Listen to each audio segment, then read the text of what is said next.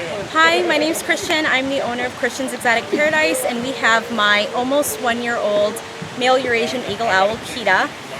Kita is not a non-native species of owl, but he is in the bubo family, so he's closely related to the great horn. He ranges from Portugal, North Africa, Saudi Arabia, all across Europe, all the way into Asia. He does tolerate hot weather, cold weather. He is primarily nocturnal, although being out in the daylight does not affect his vision. The eyes are so large in the head that they are actually fixated in the skull, so they have twice as many vertebrae in their neck as we do, which allows the 180 degree of motion to give him a better range of vision. He does eat a whole variety of whole prey, so I don't feed him just one thing. He eats a variety of day-old chicks all the way up to rabbits. We do breed our own rabbits, but a lot of the other items like the chicks, the mice, and the rats, we do get frozen from rodentpro.com. We are located here in Frankenmuth, Michigan. I have been here with my parrots and other exotic birds for the past 7 years. Thank you to the Zender family for allowing us to set up, but he is a new attraction for us since he is currently my only raptor in the sanctuary. Our sanctuary is in Montrose in Albee Township.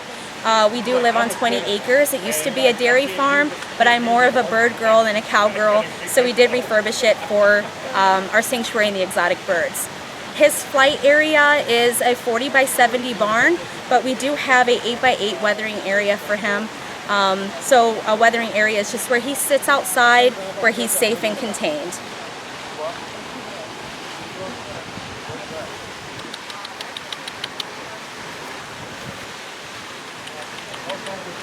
He is fully flighted, but he is tethered. So this is standard falconry equipment. What we have on his ankles, we call the anklets. They are usually made out of cowhide, but we do use kangaroo hide as well. It is more durable than cowhide, but also lightweight. So this is the anklet. This is what we call the jess.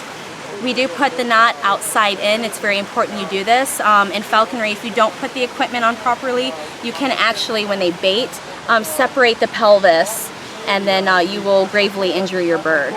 And this is his field leash, so it's easy to clip on and clip off. And then he is tethered to his anchor, which we hide here, so he can remain safe in public. He is not anchored out at the sanctuary. He does have, like I said, his 40 by 70, so he can exercise. And then lastly, he is seen by our local vet at Animal Alley by Dr. Van Deel and his team. And of course, in an emergency situation, we do have Dr. Buck, which is the avian certified vet here, right down the street in Bertrand. How did you acquire the bird, and how did you get into falconry? So anyone can get into falconry. It does take a lot of discipline. So if you want to get started, you can check into whatever state you're in. They do have falconry clubs. You can take your state test with the DNR, which you can study on your own.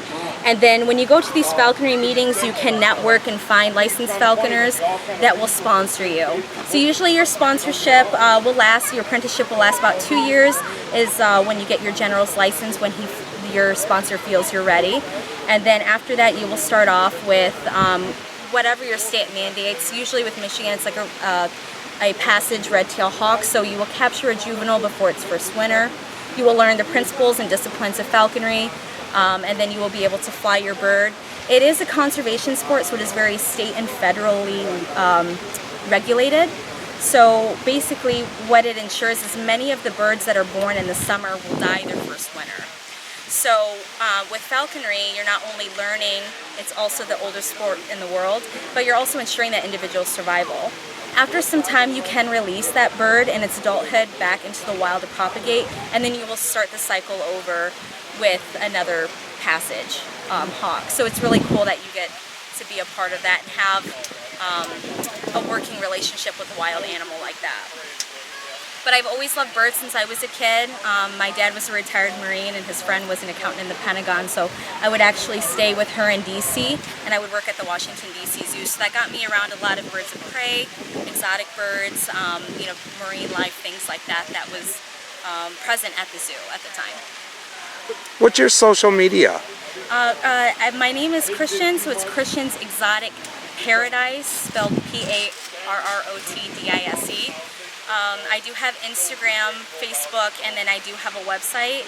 If you are interested in contacting me, it's christiansexoticparadise@gmail.com. Thank you. Thank you.